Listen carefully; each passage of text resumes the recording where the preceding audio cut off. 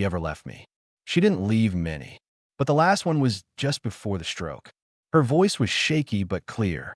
Bevin, sweetheart, I signed the papers. The house is yours. I know they won't like it. I don't care. You're the only one who showed up. Keep it quiet until you need it. Then she laughed low and dry. Lord, they'll hate this. Good.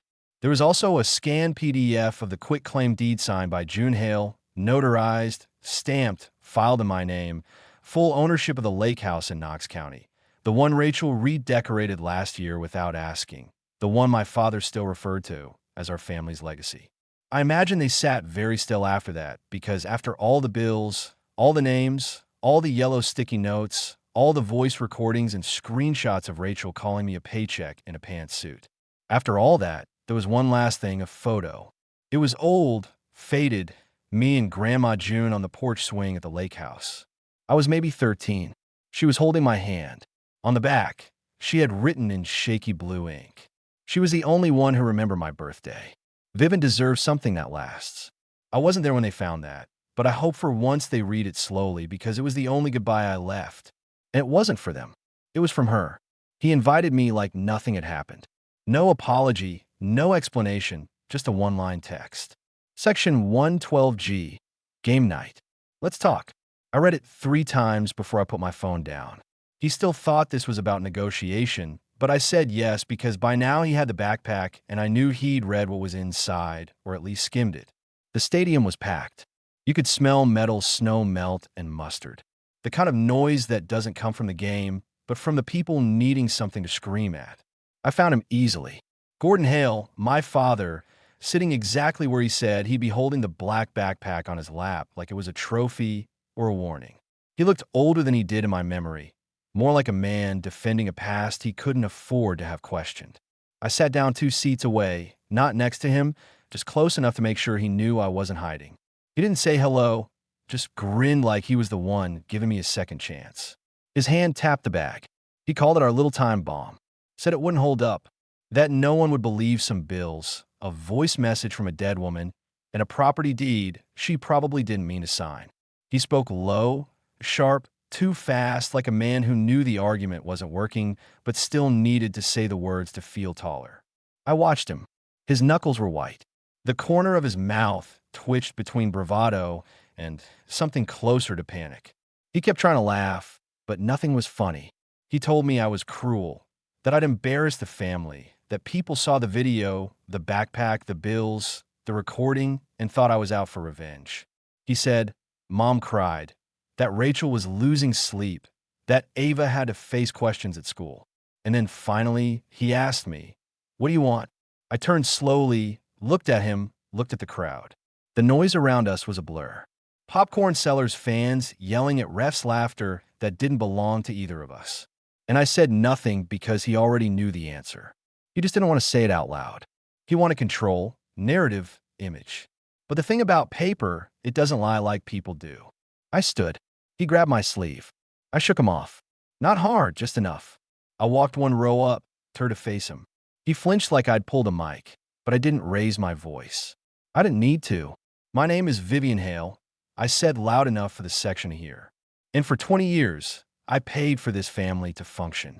Not because they asked, but because they never thought I'd say no. People turned. A woman near the aisle whispered to someone, isn't that the Hale girl I paid the power bills, the school fees, the hospital debt, the groceries? And when I stopped, they said I was the one who abandoned them.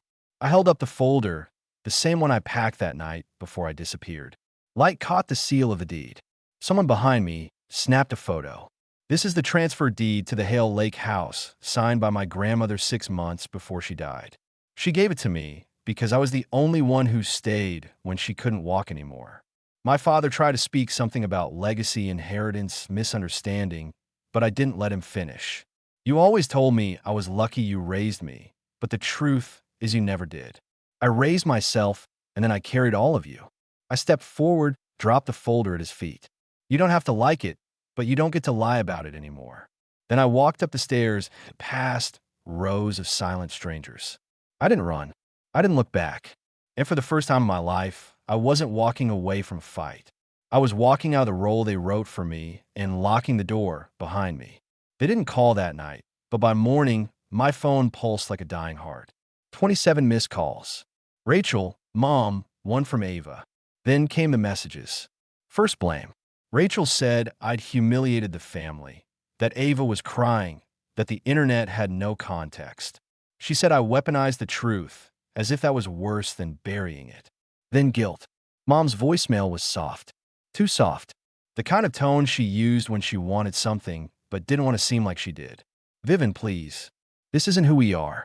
We're a family. We just need to sit down, talk. Your father's quiet. Rachel's upset. I miss you. I listened once, then deleted it. That was the most grace I could offer. By afternoon, the story shifted again. Someone must have recorded the stadium scene. A neighbor, maybe one of those phone in hand, justice on demand types. It started making rounds online. No names. Just the voice of a daughter calm, listing every bill she'd ever paid for the people now pretending she didn't exist. I didn't post it, but I didn't need to. The truth travels fine without permission. That night, Ava sent me a voice message. Just one line, quiet and trembling. I didn't mean it. I didn't know it would matter. She didn't say what it was. The party, the sentence, the look that followed. But for once, she said my name like it had weight. I didn't answer because I wasn't angry. I was finished. 3 days later, someone forwarded me a screenshot, a Facebook post. My mother standing beside Rachel and Ava smiling like grief made her stronger. The caption read, "Sometimes families go through hard seasons, but love finds its way. We believe in forgiveness, even when it's not returned." Below, "You're such a strong mama. Proud of how you're handling this with class. Family always wins." Narrative reclaimed. History rewritten. I didn't respond. I didn't correct because the truth isn't something I needed to drag back into their house. I'd already laid it at their feet. Later that week, I sat at my kitchen table barefoot, a cup of tea cooling in my hands. The apartment was quiet, the kind of quiet you earn. No buzzing texts, no just checking in voicemails with knives tucked inside.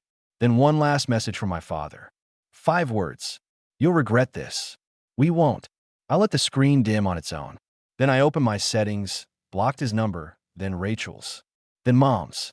Not out of anger, not as punishment, but because silence this time wasn't surrender.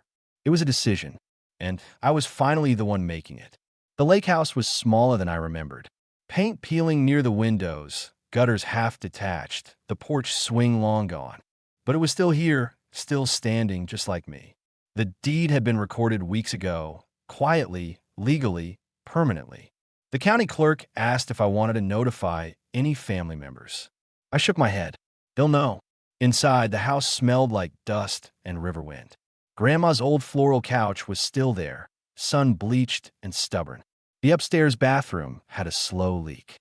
The guest room had become a storage pit full of half-finished summer projects, most of them Rachel's. I boxed up what didn't belong, left the rest untouched. Some things aren't meant to be cleaned, just cleared. On the kitchen table, I placed one item, the photo of me and Grandma June, the same one from the backpack. Her handwriting on the back was fading now, but I didn't need ink to remember. Vivian deserves something that lasts. Outside, the lake moved slow and wide like it always did, like it didn't care who thought they owned it. I stood on the porch steps with a mug of coffee in my hand and nothing in my inbox.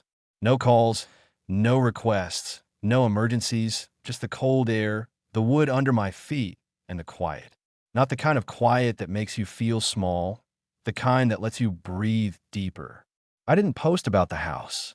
I didn't tell anyone I'd arrived, but I updated my address. Because sometimes you don't have to burn the old life down. You just have to stop answering when it calls and move into the one that was always yours.